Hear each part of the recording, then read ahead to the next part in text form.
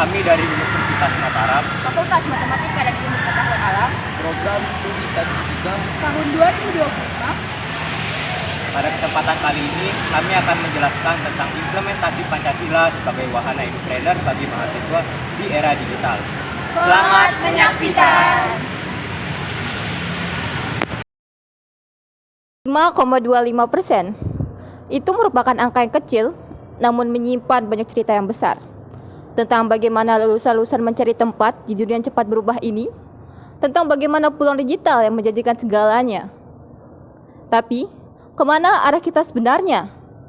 Apabila kemajuan berjalan tanpa moral, apakah hal tersebut masih bisa disebut sebagai kemajuan? Di era digital yang serba cepat ini, perkembangan teknologi seperti internet dan media sosial membuka berbagai peluang serta tantangan baru, terutama di bidang pendidikan dan kewirausahaan. Sayangnya, jumlah lulusan perguruan tinggi kini kian meningkat, namun lapangan pekerjaan tidak tumbuh secepat itu. Data dari Badan Pusat Statistik mencatat bahwa tingkat pengangguran terbuka dari kalangan lulusan perguruan tinggi pada tahun 2024 mencapai 5,25%. Hal ini disebabkan salah satunya adalah kurangnya keterampilan digital serta jiwa kewirausahaan yang sesuai dengan kebutuhan zaman. Padahal, laporan World Economic Forum menegaskan bahwa era digital justru membuka peluang besar terutama di bidang edupreneurship, mulai dari content creator, startup founder, hingga app developer. Artinya, kesempatan terbuka besar bagi siapapun yang siap berinovasi dan beradaptasi. Namun, tanpa karakter dan nilai yang kuat, dunia digital bisa berubah menjadi arena ego dan eksploitasi. Oleh karena itu sekarang, pertanyaannya bukan lagi bisakah kita sukses, namun bisakah kita sukses tanpa kehilangan arah. Maka di sini, Pancasila lah yang berperan penting, tidak hanya sebagai ideologi yang terpampang di dinding kelas, namun sebagai kompas moral yang menuntun mahasiswa untuk bisa berwirausaha tanpa kehilangan nilai, kemanusiaan, keadilan, dan tanggung jawab sosial. Entrepreneur itu berasal dari dua kata, yaitu education yang berarti pendidikan dan entrepreneur yang berarti wirausaha.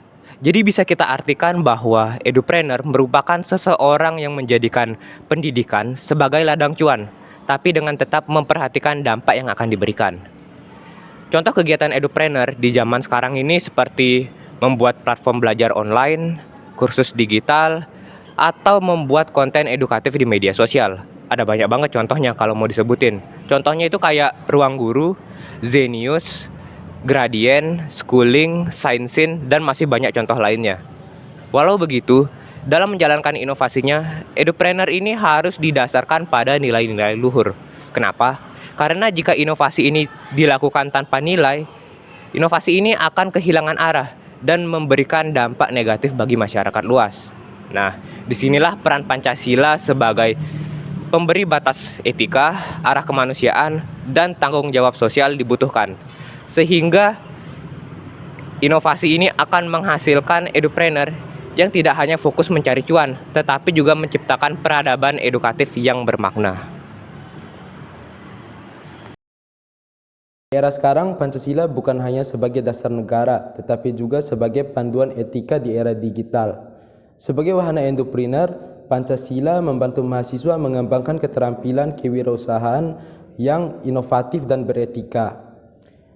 Di tengah tantangan era digital seperti ketergantungan terhadap teknologi dan persaingan global, nilai-nilai Pancasila menjadi filter moral agar inovasi tetap berpihak kepada kemanusiaan dan keadilan sosial. Konsep entrepreneur memadukan antara pendidikan dan kewirausahaan digital, seperti pembuatan aplikasi edukasi atau bisnis berbasis konten. Namun adanya tantangan seperti keterbatasan akses internet dan rendahnya kesiapan mahasiswa terhadap kewirausahaan masih ada. Selanjutnya, disinilah nilai Pancasila berperan. Persatuan Indonesia mendorong adanya kolaborasi, keadilan sosial, menentukan usaha yang inklusif, ketuhanan yang Maha Esa, membentuk etika bisnis yang bertanggung jawab. Konsep entrepreneur menjadi contoh nyata, mengajarkan mahasiswa bagaimana cara membangun bisnis digital yang berakar pada nilai-nilai kebangsaan, dengan mengintegrasikan nilai Pancasila dalam kurikulum dan praktek kewirausahaan. Maka dari itu, sebagai mahasiswa, kita dapat melakukan bisnis digital yang baik dan berguna bagi masyarakat. Apa hasil dari semua ini? Dampaknya tentunya bukan hanya pada usaha yang kita jalankan, tapi juga pada diri kita sendiri. Penerapan nilai-nilai Pancasila dalam dunia edupreneurship tentunya akan membentuk karakter yang kuat, di mana kita belajar menjadi pribadi yang tangguh dan disiplin. Karena sila pertama mengasah etos kerja kita yang jujur dan konsisten. Kemudian kita belajar untuk empatik dan bertanggung jawab. Karena sila kedua dan kelima mengingatkan kita bahwa setiap ide bisnis yang kita jalankan tentunya memiliki dampak sosial. Dan kita tumbuh menjadi pribadi yang kolaboratif. Karena sila ketiga dan keempat membiasakan kita untuk bekerja bersama, mendengar, dan menghargai perbedaan.